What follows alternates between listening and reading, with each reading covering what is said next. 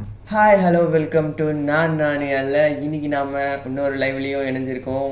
ஐ மீன் என்னென்ன ப்ராட்காஸ்ட்டில் நம்ம இணைஞ்சிருக்கோம், அதான் கரெக்டாக இருக்கும். ஸோ இன்றைக்கி நம்ம என்ன பார்க்க போகிறோம் அப்படின்றது பார்த்திங்கன்னா, அடியார் பெருமக்களை நம்ம ஏன் வணங்கணும், தொழணும், ஓகேங்களா? அவங்கள நம்ம வந்து வணங்குவதன் மூலமாக நமக்கு என்ன பயன் இருக்குது, என்ன விஷயம், என்ன லாபம் இருக்குது அப்படிங்கிறது தான் இந்த பதிவில் நம்ம பார்க்க போகிறோம். So without wasting our time வாங்க வீடியோக்குள்ளே போயிடலாம்.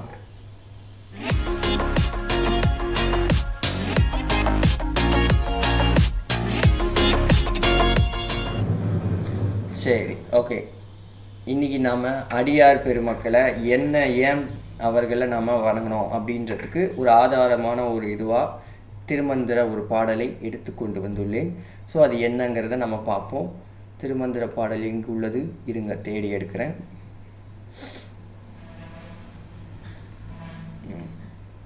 ஓகே, வந்துவிட்டது.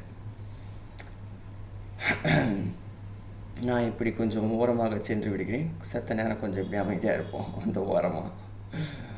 ஓகே,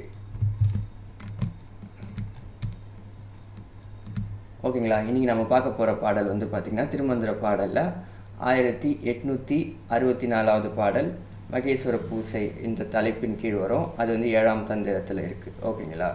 ஸோ என்ன சொல்ல வராங்க அப்படிங்கிறத முதல்ல நம்ம ஒரு மேலோட்டமாக படிச்சிடுவோம்.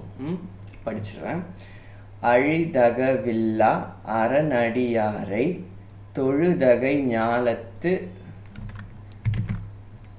தூங்கிருள் நீங்கும் பழுதுபடா வண்ணம் பண்பனை நாடி தொழுதெழ வையகத்தோரின்பமாமே அப்படின்ட்டு இந்த பாடல் வந்து நமக்கு சொல்லப்படுது. ஸோ இதுக்கான அர்த்தம் என்ன, இதுக்கான விஷயம் என்ன அப்படிங்கிறத வந்து நம்ம வந்து டைரெக்டாக வந்து நம்ம இப்போ வந்து இது பண்ணால் நமக்கு புரியாது, டைரெக்டாக இப்போ பார்த்தா புரியாதுன்றதுக்காக என்ன பண்ணோன்னா இதையே வந்து அப்படியே ஒரு சிம்பிளிஃபைடு வேர்ஷனாக மாற்றி ஒரு இதுவாக வச்சுருக்கேன். இது வந்து நான் வந்து தனித்தனியாக பிரித்து உங்களுக்கு கொடுத்துருக்கேன் இது, ஓகேங்களா? ஏன்னா இந்த மாதிரியே படிக்கிறது சேர்த்து இருக்கிறது நிறைய பேருக்கு புரியாதுன்றதுக்காக விளக்குவதற்காக பிரித்து வைக்கப்பட்ட ஒன்று, ஓகேங்களா? ஸோ முதல் வரி என்ன சொல்கிறாங்க, அழிதகவில்லா அறநடியாரை அப்படின்றாங்க. ஸோ அதை வந்து எப்படி பிரித்து பார்த்தோம்னா என்ன பொருள் வரும்னா, அழியும் தகவு இல்லா அரண் அடியாரை அப்படின்றது அர்த்தமாகுது, ஓகேங்களா? ஸோ அப்போது அழியும் தகவு இல்லா அரண் அடியாரை. ஸோ இதுக்கு எல்லாம் மீனிங் வந்து நம்ம ஒன்று ஒன்றா பார்த்தா நமக்கு நல்லா புரிய வரும். அழியும்னா என்ன மீனிங் நமக்கு தெரியும், தகவுனா என்னன்னு தெரியல, பார்த்துடுவோம். இல்லைன்னா என்ன மீனிங்ன்றது நமக்கு தெரியும். அரண்னா சிவம், ஓகேங்களா? சிவம்னு அர்த்தம். அடியார்னா சிவத்தை வணங்குகின்ற அடியாரை குறிக்குது, ஓகே? ஸோ அப்போது சிவத்தை வணங்குகின்ற அடியார் தகவு இல்லா, அவங்களுக்கு தகவு இல்லை, அதாவது அழியக்கூடிய தகவு இல்லை அப்படின்னு சொல்கிறாங்க. அது என்ன தகவு இல்லை, அவங்களுக்கு அழிவில்லை தான், அது நமக்கு புரியுது. ஆனால் அது என்ன தகவில்லை அப்படிங்கிறத நம்ம பார்ப்போம். அரண்னா சிவம்னு அர்த்தம், ஓகேங்களா? நோட் வச்சுருந்தா எழுதிக்கலாம், ஓகேங்களா? நோட் ஏதாவது எடுத்துகிட்டு வரணும், ஓகேவா? நெக்ஸ்ட் டைம் நோட்லாம் எடுத்துகிட்டு வந்து எழுதிக்கிறது, இன்னமும் நோட் பண்ணிக்கிறது ரொம்ப ரொம்ப நல்லது, ஓகே? அடுத்த முறை பாருங்கள் எப்படின்னு. ஸோ அழியும் தகவுக்கு என்ன மீனிங் தேடுவோமா? ஓகே, இருங்க, நான் தேடுறதுக்கு முன்னாடி குரோம் ப்ரௌசரை உங்களுக்கு ஓப்பன் பண்ணி வச்சிடுறேன், அப்போ தான் உங்களுக்கு தெரியும்.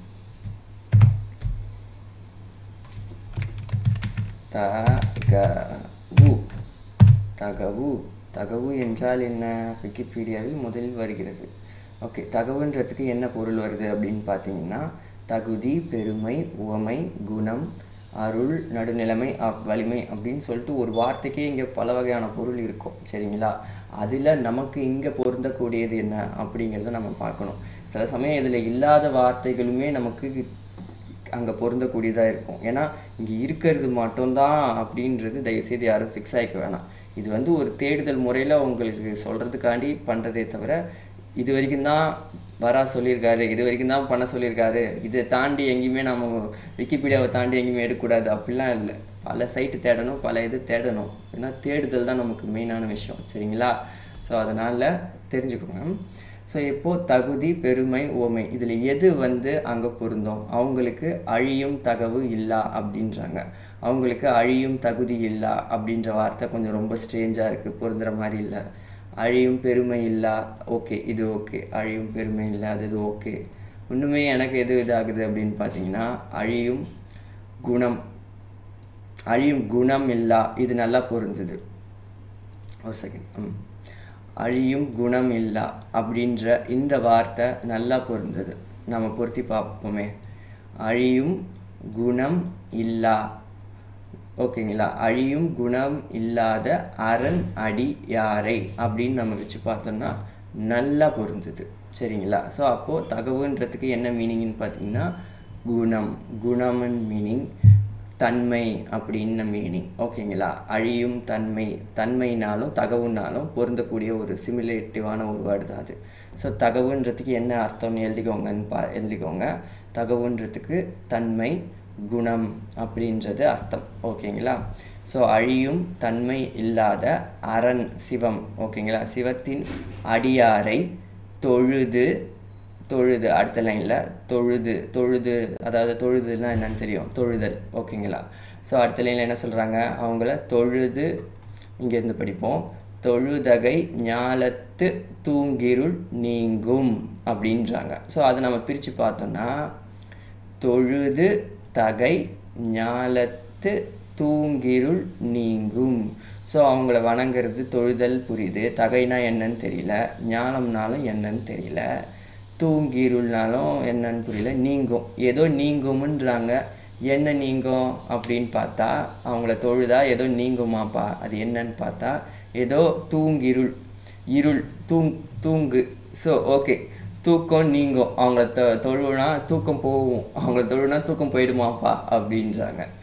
ஆக்சுவலி அது அந்த மாதிரி இல்லை, ஃபிசிக்கலான தூக்கம் கிடையாது. தூக்கம் நீங்கிடும் அப்படின்றதுனா அந்த மாதிரியான தூக்கம் கிடையாது, அந்த தூங்கிருள் கிடையாது. இது என்ன தூங்கிருள் அப்படின்றது பார்த்திங்கன்னா ஞாலத்து தூங்கிருள். அந்த ரெண்டு முன்னாடி இருக்க அந்த வேர்டையும் பிரிச்சுக்கணும். ஸோ இது ரெண்டு வேர்டோடைய ஒரு கோர்வை, ஓகேங்களா? ஸோ அப்போது ஞாலத்து தூங்கிருள், ஞாலம் அப்படின்னா என்னன்றதை நம்ம பார்த்தா தான் நமக்கு இதுக்கான அர்த்தம் புரியும். அதுக்கு முன்னாடி தகைனா என்னன்றதையும் பார்த்துடுவோம், ஓகேங்களா? தகை ஞாலம் இது ரெண்டுத்துக்கும் என்ன மீனிங்ன்றதை பார்த்துருவோம்.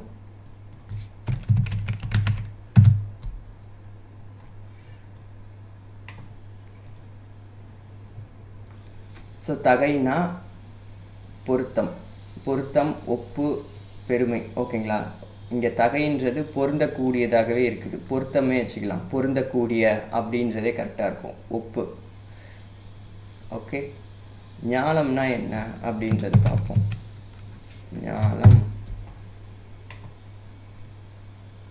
ஞாலம்னா உலகம் அப்படின்னு அர்த்தம், சரிங்களா? தமிழில் ஞானம் இந்த வார்த்தை நீங்கள் நம்ம அதிகமாக அடிக்கடி முன்னாடி கூட கேட்டிருப்போம்.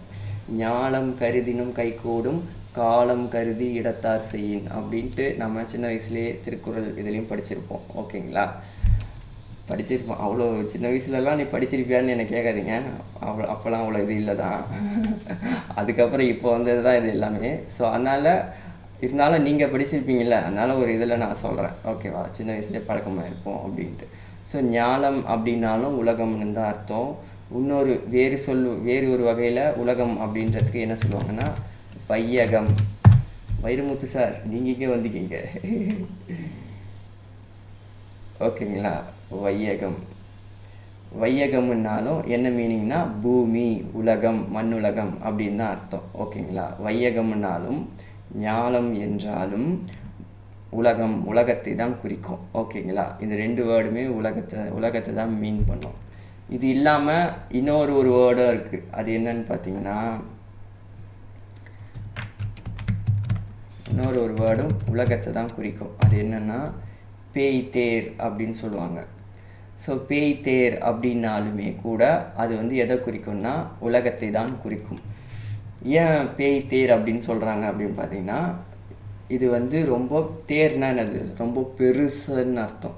பேயின்றது என்ன, எப்போ பார்த்தாலும் அலப்பறையாக சத்தம் போட்டுக்கிட்டே இருக்கும். ஸோ இந்த உலகத்தில் வந்து பார்த்திங்கன்னா மாயில் ஏதாவது ஒன்று அப்படியே சஜபுத்தன்ட்டு அப்படியே போயிட்டே இருக்குது, பார்த்தீங்களா? ஸோ அதனால் இதை வந்து சித்தர்கள் வந்து எப்போவுமே அவங்களுடைய டேமில் பேய் தேர் அப்படின்னு சொல்லுவாங்க. மாய உலகம், சத்தம் போட்டுக்கிட்டே கூச்சலிட்டுக்கிட்டே இருக்கிற ஒரு தேர் இது. அந்த ஒரு தேர் எப்படி அப்படியே அசைஞ்சிக்கிட்டு இப்படி அப்படின்னு ஸ்லோவாக அப்படியே சத்தம் போட்டுக்கினே வரும்.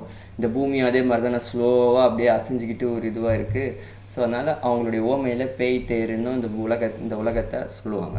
ஸோ இது வந்து ஜஸ்ட்டு தெரிஞ்சு வச்சுக்கோங்க, நீங்கள் எங்கேயாவது சித்தர்கள் பாடல் படிக்கும்போது உங்களுக்கு யூஸ் ஆகும். ஓகே.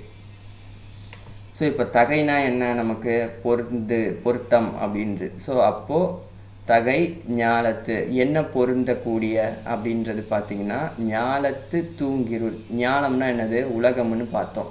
ஸோ உலகத்து தூங்கிருள். ஸோ இந்த ஞாலத்து தூங்கிருள்னா என்ன, இந்த வேர்டை நம்ம ரொம்ப முக்கியமாக பார்க்கணும். ஓகேங்களா? அது ஏன்னா இந்த ஞாலத்து தூங்கிருள் நீங்கும் அப்படின்னு சொல்கிறாங்க.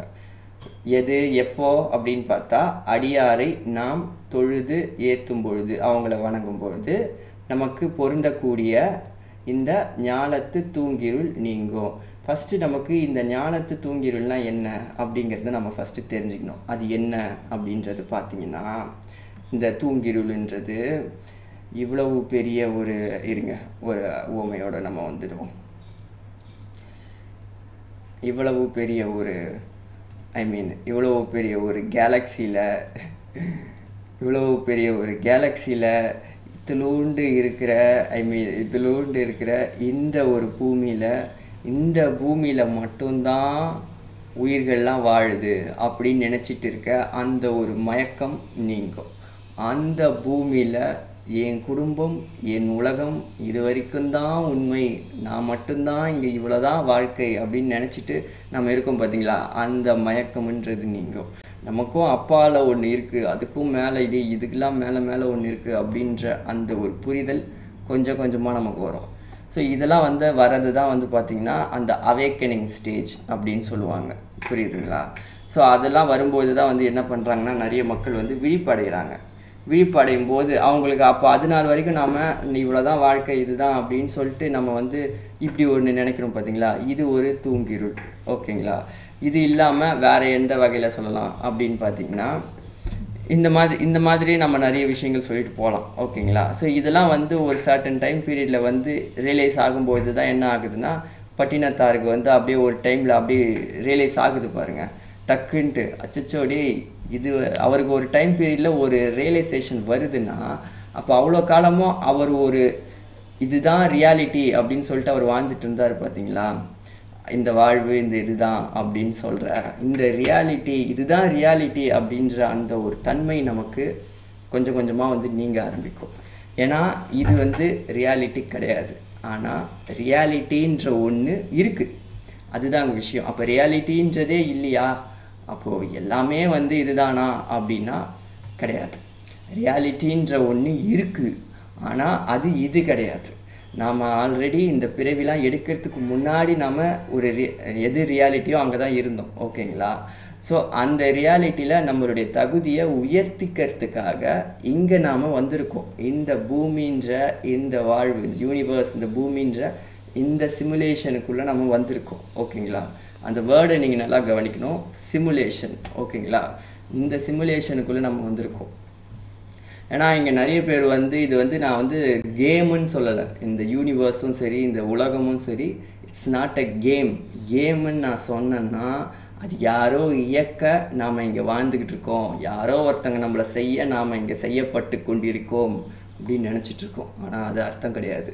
உண்மையிலே நம்ம ஒரு சிமுலேஷனுக்குள்ளே இருக்கும். ஓகேங்களா? சிமுலேஷன்னா என்ன அப்படின்றத பார்ப்போம், அதுக்கான மீனிங் என்னன்றதையும் பார்த்துருவோம். எங்கே குரோம் உங்களுக்கு தெரியல. Okay, fine. சிமுலேஷன் என்றால் என்ன? சிமுலேஷன் என்பது imitation of situation or process. ஓகேங்களா? அதாவது ப்ரிட்டண்டிங், ஒரு பாவனை செய்தல், ஒரு பாவித்தல், ஒரு போலி நடிப்பு. ஓகேங்களா? இந்த போலி நடிப்பு இங்கே இருக்கிறது எல்லாமே பார்த்திங்கன்னா அப்படியே பொய் அப்படின்னு சொல்ல முடியாது, அப்படியே உண்மைன்னு சொல்ல முடியாது. ரெண்டுத்துக்கும் இடைப்பட்டது தான் இங்கே. ஓகேங்களா? பொய்யிலையும் உண்மை இருக்குது, உண்மையிலையும் பொய் இருக்குது. அதுதான் இங்கே இருக்கிற சிமுலேஷன், அதுதான் சிமுலேஷன். ஸோ அப்போ இது நம்ம வச்சுக்கிறதோட மெயின் ரீசன் என்ன அப்படின்னு பார்த்தீங்கன்னா, ஓகேங்களா, வேற இருங்க. ஸோ இப்போது இது வந்து நாம் அப்போ இதை வந்து எதுக்காக பண்ணணும், எதுக்காக இது வந்து டிசைன் செய்யப்பட்டது அப்படின்னு பார்த்தீங்கன்னா, especially for the purpose of study. அதுதான் ரொம்ப ரொம்ப முக்கியம், புரியுதுங்களா? ஸோ அப்போ இந்த சிமுலேஷனை எதுக்கு பண்ணுறாங்க, சிமுலேஷன்ற ஒன்று எதுக்கு உருவாக்கப்படுது அப்படின்றது பார்த்திங்கன்னா, especially the purpose of study. So study பண்ணுறதுக்காக இது உருவாக்கப்படுறதுக்கு பேர் தான் சிமுலேஷன். ஸோ அதனால தான் சொல்கிறேன், இந்த வேர்ல்டு வந்து பார்த்திங்கன்னா சிமுலேஷன். ஆனால் இது வந்து சிமுலேஷன் மாதிரியே தெரியாது. அதுதான் இந்த வேர்ல்டோட சிறப்பு. ஏன்னா அந்த அளவுக்கு இந்த மாயை வந்து அவ்வளவு கிளாரிட்டியாக, அவ்வளவு ரெசல்யூஷனாக நமக்கு இருக்குது. ஸோ அதனால் நம்மளால் இதை வந்து இட்ஸ் நாட் அ ஃபேக் அப்படின்னே சொல்லவே முடியாது, அந்த மாதிரி இருக்குது. அதுதான் வந்து மாயை சக்தி திரோதாயோடைய சிறப்பே, ஓகேங்களா? ஸோ அப்போது அதனால தான் வந்து பார்த்திங்கன்னா இது சிமுலேஷன்னு தெரியறதால தான் வந்து சிமுலேஷன் சொல்லிட்டு ஒரு கட்டத்தில் ஞானிகளுக்கும் சித்தர்களுக்கும் தெரிய வர, அதனால தான் அவங்களுடைய பண்புலாம் வந்து பார்த்திங்கன்னா, அவங்க இந்த டைமென்ஷனில் இருக்கும்போது எது நடந்தாலும் அப்படியே தாடியை சொரிஞ்சிக்கிட்டு நடப்பது நடக்கட்டும் பார்ப்போம் அப்படின்னு சொல்லிட்டு, எது அங்கே பெரிய பெரிய பயங்கரமான இயற்கை சீற்றம் எது வந்தாலுமே இவங்க அப்படியே கூலாக இருந்துக்கிட்டு எல்லாம் அரணின் விளையாட்டு அப்படின்ட்டு இவங்க எல்லாம் ஒன்று சொல்கிறதெல்லாம் வந்து பார்த்திங்கன்னா இதுதான். இது ஜஸ்ட்டாக ஒரு சிமுலேஷன். இந்த சிமுலேஷனுக்குள்ளே, இந்த சிமுலேஷன்னா என்னது, இது எப்படி வேணால் மாற்றலாம். கோடிங் தான் இங்கே, புரியுதுங்களா? இது ஜஸ்ட்டாக ஒரு கோடிங். இதுக்கும் பின்னாடி ஒரு கோடிங் இருக்குது. அந்த கோடிங் பற்றி தான் அடுத்து நம்ம பார்க்க போகிறோம் எக்ஸ்க்ளூசிவான வீடியோவில். அங்கே பார்ப்போம், இந்த மாதிரி இல்லை, ஓகேங்களா? ஸோ அந்த கோடிங் எப்படி ரன் ஆகுது, எந்த கோடிங் படி இதெல்லாம் ஓடிக்கிட்டு இருக்கு அப்படின்றத பற்றி.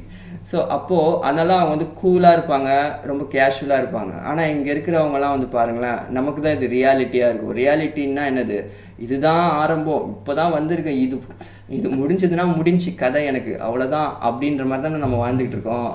ஆனால் அது உண்மை கிடையவே கிடையாது. இதுதான் நம்மளுடைய முதல் பிறவி அப்படின்னு நினச்சிட்ருக்கோம் பார்த்தீங்களா? இந்த மயக்கம் இதுவுமே ஒரு தூங்கிருள் தான், ஓகேங்களா? இதுவும் தூங்கிருள் தான். ஸோ அப்படி வந்து அது மாதிரி நீங்கள் வந்து இதில் வந்து பார்த்தீங்கன்னா உங்களுக்கு தெரிய வரும். பட்டினத்தார் படத்துலையுமே கூட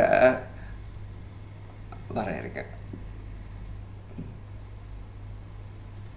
பட்டினத்தார் படத்துலையுமே கூட அந்த சிவபெருமானாக வருகின்ற அந்த ஒரு பையன் வந்து பார்த்தீங்கன்னா எப்போவுமே கூலாக சிரிச்சுக்கிட்டே தான் இருப்பாங்க, ஓகேங்களா? சிரிச்சுட்டே தான் இருப்பார்.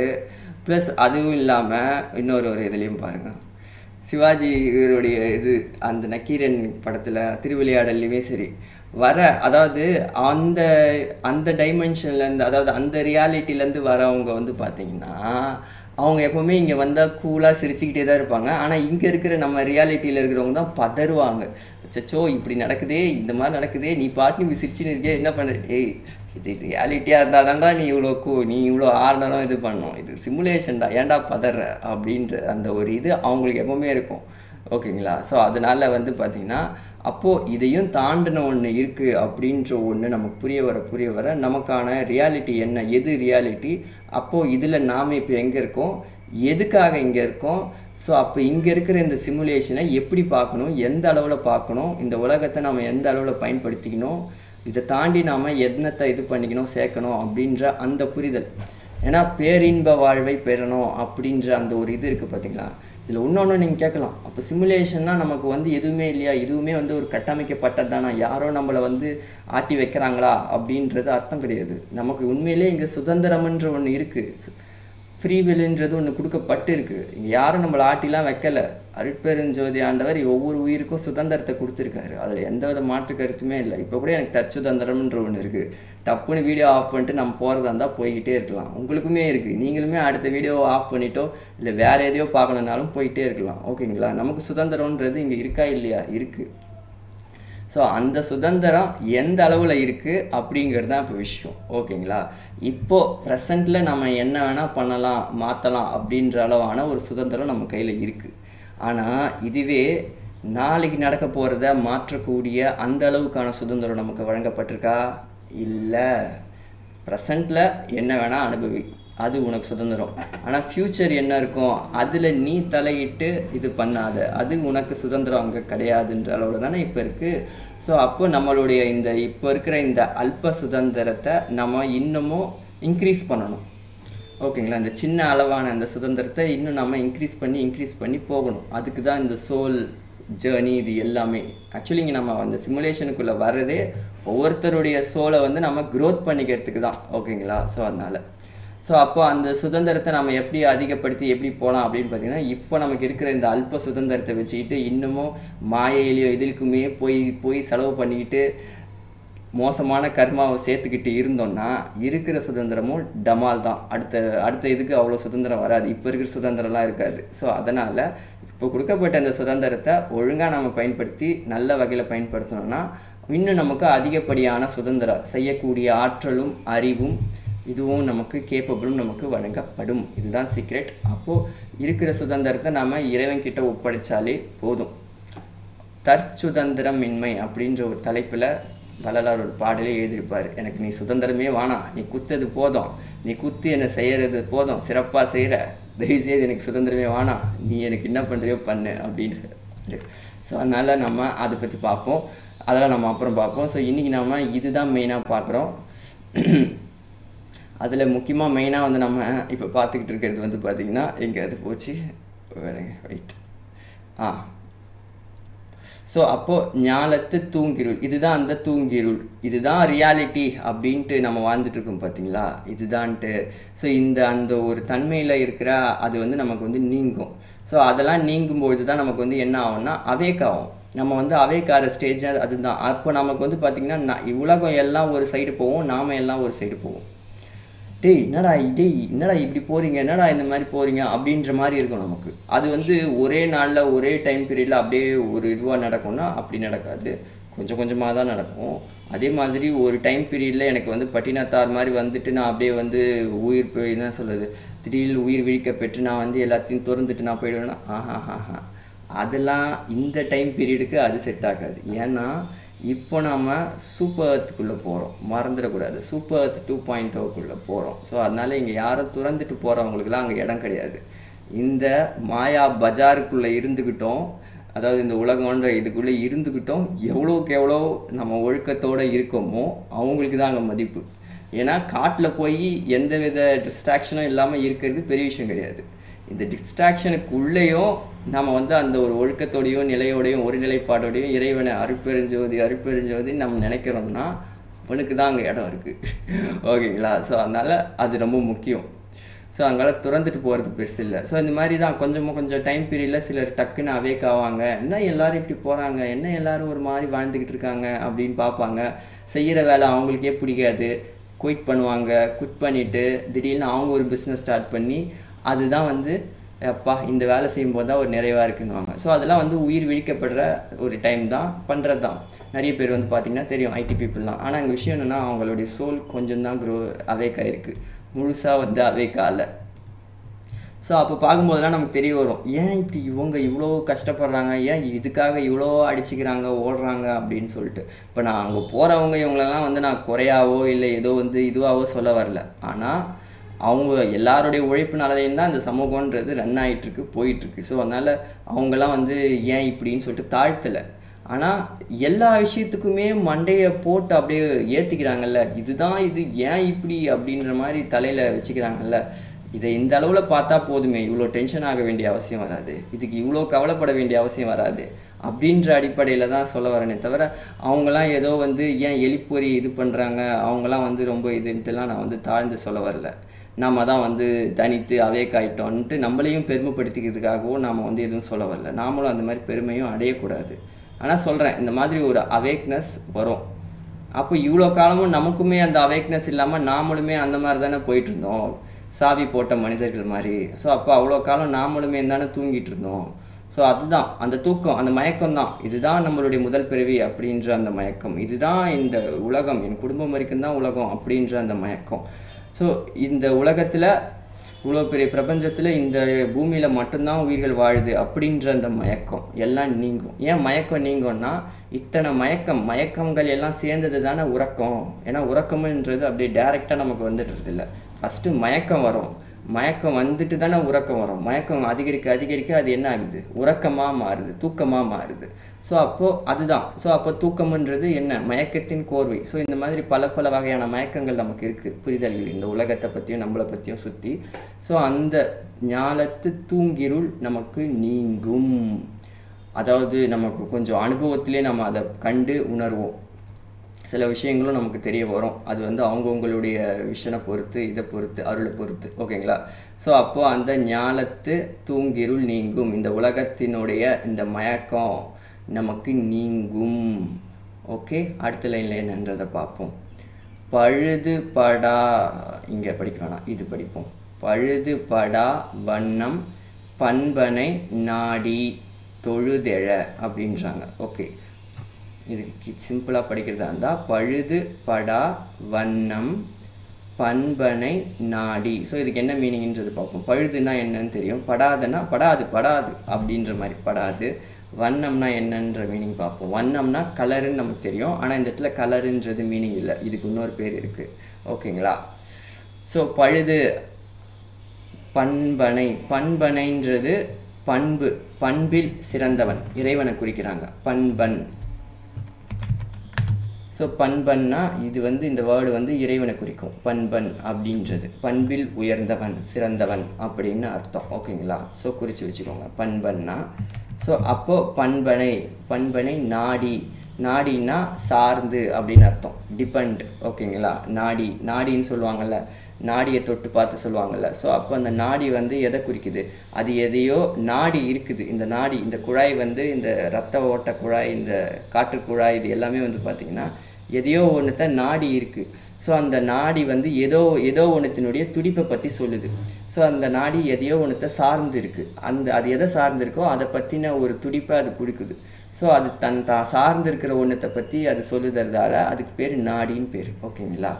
ஸோ அதுதான், அதனால தான் இதுக்கு வந்து நாடியை தொட்டு பார்த்து சொல்கிறது அப்படின்றது. ஸோ அது டிபெண்டிங். ஓகே, ஸோ நாடினா சார்ந்து அப்படின்னு அர்த்தம், சார்ந்து இருக்குது. ஸோ அப்போ பண்பில் உயர்ந்தவனாகிய இறைவனை நாடி தொழுது எழு அப்படின்னு சொல்கிறாங்க. ஸோ அது எப்படி தொழணுமா, பண்பில் உயர்ந்தவனாகிய இறைவனை எப்படி தொழுது எழ வேண்டும் அப்படின்னு பார்த்தா, பழுதுபடாத வண்ணம் அவனை தொழணும் அப்படின்னு சொல்கிறாங்க. ஓகேங்களா? ஸோ பழுதுபடாதன்னா எப்படி, அது எப்படி இறைவன் மீது பழுது? நான் இறைவனை தூய்மையாக வச்சுக்கிட்டு அவருக்கு நல்லா தானே அவரை பூஜை பண்ணி போடுறேன், அதில் பழுதே வராதே அப்படின்னு நீங்கள் சொல்லலாம். ஆனால் இது வந்து அந்த மாதிரியான பழுது கிடையாது, ஃபிசிக்கலாக இருக்கிற பழுது கிடையாது, அந்த ஒரு மாசுன்றது கிடையாது. ஓகேங்களா? இது எந்த மாதிரியான பழுதுன்னா, உள்ளுக்குள்ள ஒரு தனிப்பட்ட ஒரு ஆசை, ஒரு தனிப்பட்ட ஒரு நோக்கம், அந்த மாதிரி எதையோ ஒன்றத்தை வச்சுக்கிட்டு இறைவன்கிட்ட போய் அந்த ஆசையை நிறைவேறணும் அப்படின்றது மாதிரியான வகையில் போய் இறைவனை நாடாதீங்க அப்படின்னு சொல்கிறாங்க. எனக்கு எதுவும் வேணாம், எனக்கு நீ எதுவும் செய்ய வேணாம், எனக்கு உன் அன்பு போதும், நான் உனக்கு கொடுக்குற அந்த அன்பு, நீ எனக்கு கொடுக்குற அந்த அன்பு, இது போதும். ஓகேங்களா? ஸோ அப்போ அந்த தூய்மைனா என்ன, அப்போ தூய்மைனா என்ன, இப்போது பழுதுபடாதன்றதாங்க. ஸோ அப்போ தூய்மைக்கு யாராவது ஒருத்தங்க டெஃபினேஷன் கொடுத்துருக்கணும்ல, யாராவது கொடுத்துருக்காங்களா அப்படின்ற பார்த்தா கொடுத்துருக்காங்க. யார் அப்படின்றது பார்த்திங்கன்னா வள்ளுவர் நமக்கு கொடுத்துருக்காரு. தூய்மை என்பது என்ன, தூய்மை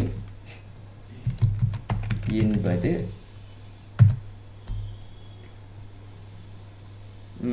இங்கே கொடுத்துருக்காரு பாருங்க.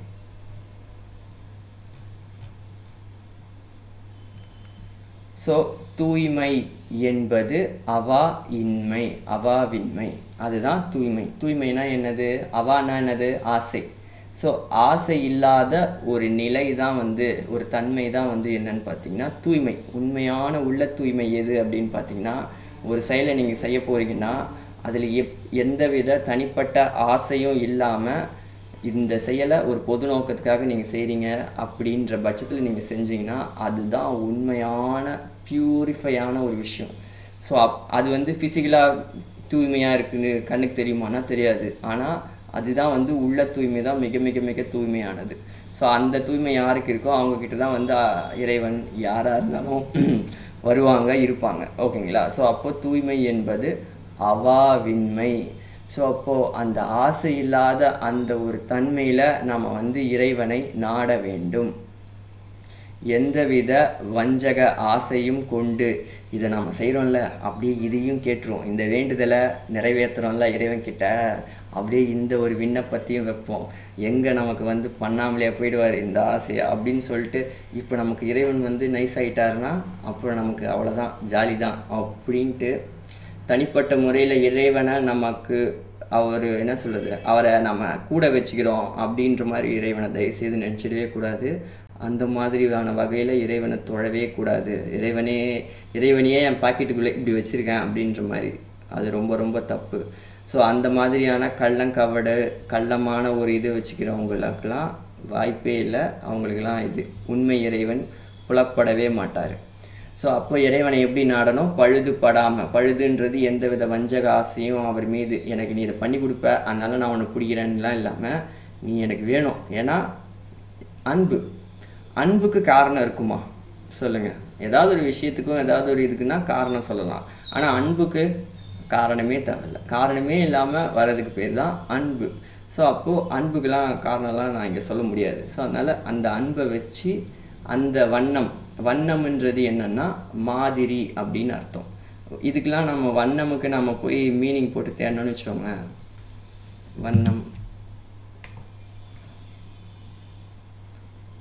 வர்ணம் மனப்பாங்கு, வர்ணாசிரமம், மறுபடியும் வரான் அது இது வரான்.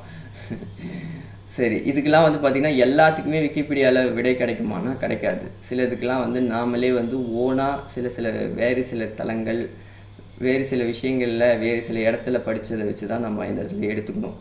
ஸோ அதனால் நான் இங்கே உங்களுக்கு சொல்ல விரும்புகிறது என்னவென்றால், வண்ணம் என்றால் மாதிரி, அவ்வண்ணம், அது போல அப்படின்னு அர்த்தம். வண்ணம்னா நீங்கள் மீனிங் எழுதுகிறவங்க யாராவது இருந்தாங்கன்னா எழுதிக்கோங்க. வண்ணம் என்றால் மாதிரி, அது போல அப்படின்றதெல்லாம் வந்து வண்ணத்தை தான் குறிக்கும். ஒரு பாடல் கூட வரும், எவ்வண்ணம் வேண்டினும் அவ்வண்ணம் இறங்கி அருள் புரியும் பதம் அப்படின்னு இறைவனை பார்த்து வள்ளலார் பாடுவார். ஸோ அப்போது இறைவனுடைய பாதம் எப்படிப்பட்டது, திருவடி எப்படிப்பட்டது அப்படின்னு பார்த்தீங்கன்னா, திருவடின்னு சொல்கிறதுக்கே பயமாக இருக்குடா, அப்படி ஆக்கி வச்சுருக்கீங்கடா திருவடின்னு சொல்லிட்டு, திருவடி தியானம்ன்ட்டு எப்பா, ஓகேங்களா? ஸோ இறைவனுடைய பாதம் எப்படிப்பட்டது அப்படின்னு பார்த்தீங்கன்னா, எவ்வண்ணம் வேண்டினும் அவ்வண்ணம் இறங்கி அருள் புரியும். ஸோ எந்த விதத்தில் எந்த மாதிரி வேண்டுனாலும் அந்த மாதிரி இறங்கி வந்து அருள் புரிவார் இறைவன். ஓகேங்களா? விதம், எந்த விதத்தில், விதம்னாலும் வண்ணம்னாலும் ஒன்று தான். ஓகேங்களா? விதமையும் ஆட் பண்ணிக்கோங்க. ஸோ இது இப்போ புரிஞ்சிருக்கும்னு நான் நினைக்கிறேன். எவ்வண்ணம் வேண்டினும் அவ்வண்ணம் இறங்கி அருள் புரியும்.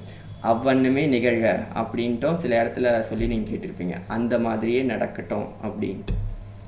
ஸோ அப்போது மாதிரி தான் வண்ணமுக்கு அர்த்தம். பண்பனைனா இப்போ என்னன்னு பார்த்தோம், நாடி. ஸோ அப்போ இறைவனை எப்படி நாடணும்? பழுதுபடா வண்ணம் பண்பனை நாடி தொழுது எழ, தினமும் தொழுது எழ, டெய்லி நம்ம வர்ஷிப் பண்ணிட்டு வந்தோம்னா என்ன கிடைக்குமா?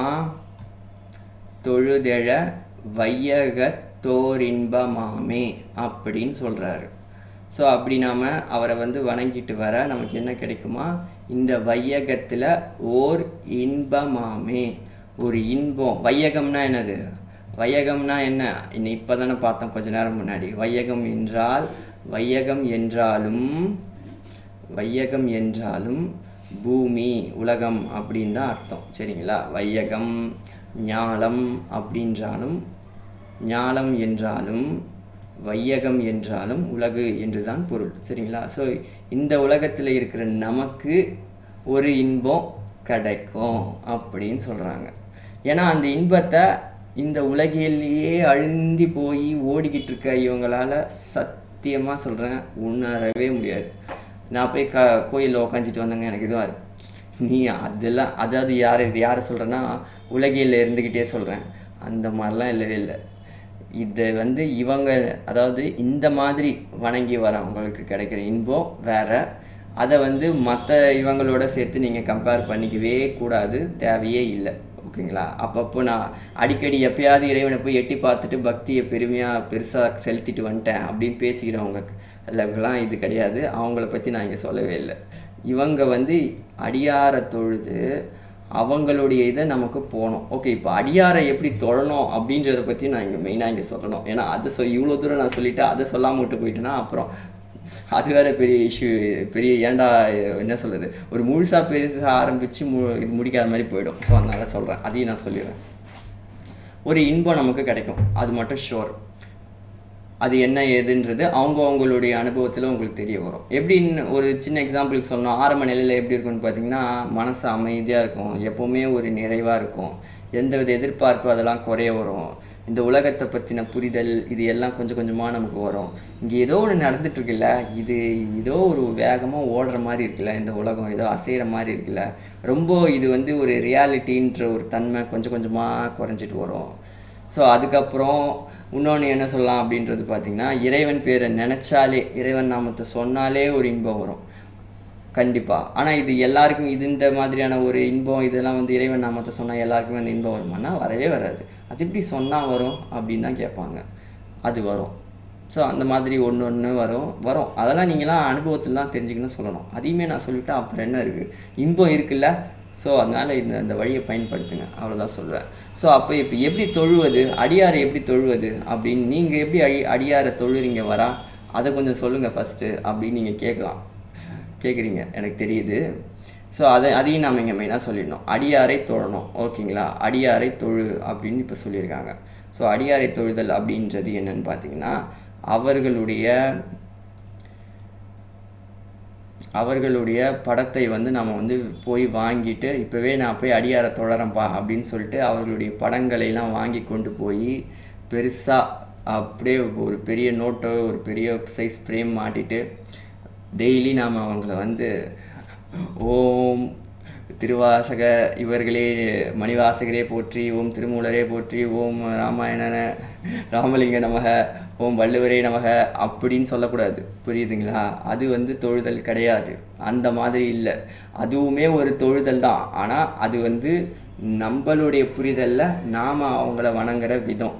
ஆனால் உண்மையிலேயே அவர்கள் என்ன விரும்புகிறாங்க, அவர்கள் எதை தொழ சொல்லியிருக்காங்க, அவங்க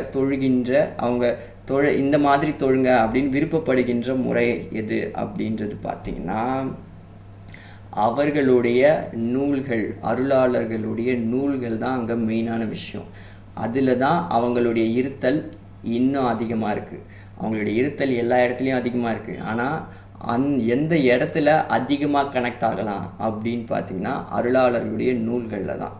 நீங்கள் சொல்லுவீங்களே ஜீவசமாதிக்கு போங்க, அங்கே வைப்பு வேறு, இது வேறு, அது வேறன்ட்டு. நீங்கள் ஜீவசமாதியெல்லாம் விட அருளாளர்களுடைய நூல்களை நீங்கள் பாருங்கள், அங்கே நீங்கள் சிங்க் ஆகுங்க. அதோடு நீங்கள் சிங்க் ஆனீங்கன்னா அவங்க நீங்கள் இருக்கிற இடத்துக்கு தேடி வருவாங்க. நீங்கள் அவங்கள போய் தேடி போய் அங்கே நீங்கள் பண்ணிக்கிட்டு அங்கே இது பண்ணணுன்றதெல்லாம் விஷயமே கிடையாது. ஏன்னா இது எப்படி அது பாசிபிள் அப்படின்னு பார்த்தீங்கன்னா, நாம் அவர்களுடைய நூல்களை படித்து அதை நாம் புரிஞ்சிக்க முயற்சி பண்ணுறோம் அப்படின்போது, சரி இவன் வரான் ஏதோ பண்ணலாம் அப்படின்னு இருப்பாங்க. நாம் அதை படித்து இன்னமும் நமக்கு புரியாத பொழுதும் அதை ரிப்பீட்டடாக நம்ம படித்து மண்டையில் ஏற்றுறோம் அப்படின்போது, சரி பரவாயில்ல ஏதோ கொஞ்சம் பண்ணுறான் அப்படின்னு இருக்கும். இன்னமும் நாம் அதை படித்து சரி புரிஞ்ச அளவுக்கான விஷயத்தை நம்ம லைஃப்பில் நாம் அப்ளை பண்ணியும் ப்ளஸ் அதன்படி அவங்க சொன்ன அந்த ஒழுக்கத்தின்படி நிற்கும்பொழுது அவங்க நம்மளை திரும்பியே பார்ப்பாங்க. நான் சொன்னபடி அந்த குழந்தை கேட்குது, நான் சொன்னபடி அது பண்ணுறானே அப்படின்னு சொல்லிட்டு அவங்க என்ன பண்ணுவாங்கன்னா, அப்போ அவர்கள் மீது நம்ம மீதான பார்வை விழுந்து அவங்க நமக்கு உடனாக இருப்பாங்க. ப்ளஸ் அடுத்த முறை நீங்கள் இது வந்து 100க்கு 100 உண்மை. ப்ளஸ் நீங்கள் அதை கேட்டு நடக்க ஆரம்பிச்சிங்கனாலே அவங்கள நீங்கள் மதிக்கிறீங்கன்னு அர்த்தம். ஸோ அப்போது அவங்கள நீங்கள் மதிக்கும் போது அவங்க உங்களை மதிப்பாங்க. ஸோ உங்களை மதித்து உங்கள் கூட இருப்பாங்க. உங்களுக்கு வந்து அடுத்த முறை அந்த நூல்களை படிக்கும்போது அவங்க உள்ளிருந்து உணர்த்துவாங்க. அவங்க எந்த அடிப்படையில் அந்த வார்த்தைகளையும் வரிகளையும் எழுதினாங்களோ அந்த அடிப்படையில் உங்களுக்கான அர்த்தம் உங்களுக்கு புரிய ஆரம்பிக்கும், விளக்க உரை இல்லாமலேயே. அதுதான் அங்கே சிறப்பான விஷயம், ஓகேங்களா. ஸோ அப்போது அப்படிப்பட்ட ஒரு நிலையை நாம் அடையணும். ப்ளஸ் அவங்களுடைய ஒரு கனெக்ஷன் நமக்கு ஏற்பட்டுதுன்னா, அவங்களுடைய ஒரு தொடர்பு ஒரு இதில் நம்ம கனெக்ட் ஆனாலே நமக்கு ஒரு தெளிவும் ஒரு தைரியமும் நமக்கு வரும். ஸோ அது வந்து எப்படின்னு பார்த்தீங்கன்னா, இந்த டைமென்ஷனில் தான் நமக்கு வந்து அது வந்து திருமந்திரமாக திருவருட்பாவா இதெல்லாம் படிச்சின்னா பிரயோஜனம், அதெல்லாம் படிச்சிருக்க சரிண்ணா என்ன அதனால் என்ன இப்போது அப்படின்னு கேட்பாங்க. ஆனால் இதுவே வந்து நீங்கள் அதர் டைமென்ஷன், அதாவது இது வந்து சிமுலேஷன், அந்த டைமென்ஷன் அந்த ரியாலிட்டிக்குள்ளே போனீங்கன்னா, அங்கே இருக்கிற அந்த வேர்ல்டு டைமென்ஷனுக்குள்ளெல்லாம் போனீங்கன்னா, நீங்கள் திருமந்திரம் இதெல்லாம் தெரிஞ்சதுன்னா உங்களுடைய வேல்யூவே வேறு. ஐயோ உங்களுக்கு அதெல்லாம் தெரியுமா, அப்படியா, எப்படி, அதை பற்றி கொஞ்சம் சொல்லுங்கள் அப்படின்னு சொல்லிட்டுலாம் அங்கெல்லாம் இந்த சிலபஸே அங்கே அவைலபிளாக இருக்காது. அங்கெல்லாம் இங்கே அந்த ஆகமெல்லாம் அங்கே கிடைக்காது. அது படிக்கணுன்னா அப்போ பூமிக்கு வா, பிறவி எடு அப்படின்னு சொல்லுவாங்க. ஸோ அப்போ தெரிஞ்சுக்கோங்க, இங்கே நம்ம கிடச்சிருக்குன்னா அவ்வளோ வேல்யூவேஷனான ஒன்று இருக்குது. ஸோ அதை நம்ம பயன்படுத்திக்கிட்டோன்னா அங்கே போகும்போது நமக்கு பேரின்ப வாழ்வில் பெரிய மதிப்பு இருக்குது, நமக்கு கிடைக்கும். ஆனால் இப்போ விஷயம் என்னென்னா, அது பேரின்ப உலக வாழ்வை வந்து நம்ம இறந்து அடைய போகிறதே இல்லை. அதை தயவுசெய்து ஞாபகம் வச்சுக்கோங்க. இருக்கிற இந்த இதிலிருந்தே இகத்தேவே பரத்தை பெறப்போகிறோம் என்பதை மறந்து விடக்கூடாது. உங்ககிட்ட நான் சொல்கிறதோட மெயின் ரீசன் என்னென்னா, நாம் இப்போ முடிஞ்சு போய் அங்கே கெத்தாக இருக்கிறதுக்காக இதை பண்ணலை. இருக்கிற இந்த டைம் பீரியட்லேயே அந்த நிலையை அடைகிறோம். ஸோ அப்போது அங்கே போகும்போது நமக்கு உண்டான மரியாதை இதையும் நமக்கு கூடும்போது எப்படி கூடும்னா, இந்த மாதிரியான அருளாளர்களுடைய நூல்கள்னால நம்ம பார்க்கும்போது, ஏன்னா இந்த நூல்களில் மட்டும்தான் என்ன வெளிப்பட்டிருக்கோம் அப்படின்னு பார்த்தீங்கன்னா, உண்மையான உண்மையான கடவுள் அருட்பெருஞ்சோதி ஆண்டவரை பற்றின ஒரு குறிப்பு இந்த நூல்களில் மட்டும்தான் இருக்குது. வேறு எந்த ஆகமத்திலையும் இதுலேயுமே இல்லை. ஏன்னா இது அவரே அருளியது, அவர் வந்து இவர்களின் மூலமாக அருளியது. ஸோ இதுதான் அங்கே சிறப்பே, ஹைலைட்டே. மற்ற இதெல்லாம் 1000 ஆகமங்கள் 1000 வேதங்கள் இருக்குது, ஓகேங்களா. 4 வேதங்கள்ன்றதே கிடையாது சொல்லப்போனால். எத்தனையோ வேதங்கள் எத்தனையோ ஆகமங்கள் இருக்குது. ஆனால் இதில் மெயினானது, அதில் சிலது மட்டும்தான், எண்ணக்கூடிய அளவில் மட்டும்தான் உண்மை கடவுளை பற்றி பேசின ஆகமங்கள் நூல்கள், ஓகேங்களா. அதில் நம்ம கையில் இப்போது இத்தனை இருக்குது, ஓகேங்களா. ஸோ அதை நம்ம இது பண்ணும்போது நம்மளுடைய வேல்யூவேஷன் வேறு, அதில் எந்த வித மாற்றமுமே இல்லை, ஓகேங்களா. ஸோ அப்போது அவர்களுடைய நூல்களை வணங்குறது தான் அவங்க விரும்புகிறது. அப்போ கூட அது ஏன் பண்ணுறாங்கன்னா, என்னை வணங்காத, என் மூலியமாக இறைவன் அருட்பெருஞ்சோதி ஆண்டவர் அதை கொடுத்துருக்காரு. ஸோ அவருடைய நூலை வணங்கு, அதில் தான் நான் அடைஞ்ச நிலையை நீ அடைய முடியும் அப்படின்னு அவங்க சொல்கிறாங்க. ஏன்னா அவங்களுடைய விருப்பம் என்ன மாதிரியே வரணும் அப்படின்ட்டு தான். ஸோ அப்போது அவர்களுடைய நூல்களை தயவுசெய்து வாங்கி படிங்க, அதை வணங்குங்க. அவங்கள விட, அதாவது ஃபிசிக்கலாக அவங்கள வணங்குறத விட அவங்க நூல்களை வாங்கி வணங்குங்க. அதனால தான் நம்மளுடைய வணங்குதற்குரிய அந்த ஒரு இது எப்படி இருக்கும் அப்படின்றதையும் காட்டுறேன், இருங்க. Wait a second. ஓகே, நம்மளுடைய அந்த வே ஆஃப் அந்த ஒரு இது வந்து பார்த்திங்கன்னா இப்படி தான் இருக்கும், ஓகேங்களா. தீபம் இருக்கும். ஸோ அந்த தீபத்துக்கு கீழே வந்து பார்த்திங்கன்னா அருளாளர்களுடைய நூல்கள் எல்லாமே வந்து அப்படியே ஃபுல்லாக இருந்துக்கிட்டே இருக்கும். திருவருட்பா, திருமந்திரம், திருவாசகம், திருக்குறள் அப்படின்னு சொல்லிட்டு அதுக்கு மேலே தான் தீபம் இருக்கும், ஓகேங்களா. அகல் இருக்கும், அகலுக்குள்ளே மேலே அந்த ஒரு கூண்டு இது எல்லாம் இருக்கும், ஓகேங்களா. ஸோ இந்த மாதிரி தான் நம்ம வணங்குறது இது எல்லாமே. மற்றபடி அவர்களையே நம்ம வந்து வணங்கி புகழ் பாடணுன்றது அவசியம் இல்லை. அப்படி பண்ணுறவங்களையும் நான் வந்து தவறாவோ இதுவாகவோ சொல்ல வரல, தாழ்மையாகவோ சொல்ல வரல. அது அவங்கவுங்க புரிதல். ஆனால் உண்மையாக விரும்பப்படுறது அவங்க என்ன அப்படின்றத நான் சொல்லாமல் விடக்கூடாதுல, அதனால் சொல்லிட்டேன், ஓகேங்களா. ஸோ அவ்வளோதான் இந்த பதிவு. இது இன்றைக்கி இவ்வளோ போதும்னு நினைக்கிறேன். கடைசியாக ஒரு தடவை படிச்சுட்டு போயிடுவோம், வந்ததுக்கு இவ்வளோ தூரம் இருந்துட்டு, ஓகேங்களா.